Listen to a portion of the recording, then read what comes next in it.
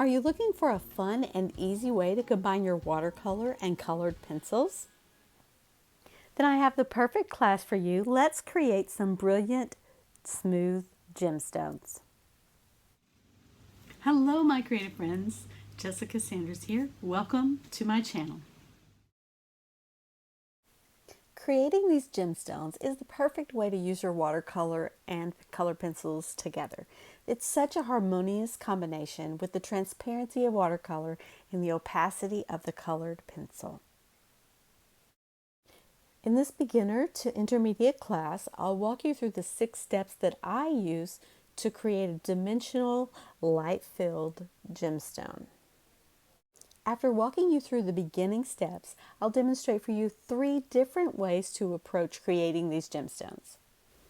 We'll work with our watercolor skills, we'll layer colored pencil, we'll even work with some ink and pens and create some stunning gemstones. I'll also share with you a little bit of behind the scenes, some of my practice, and how I've also used gemstones in my art.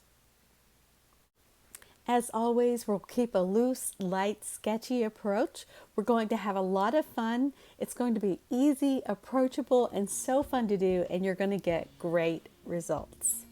So come on, let's get started.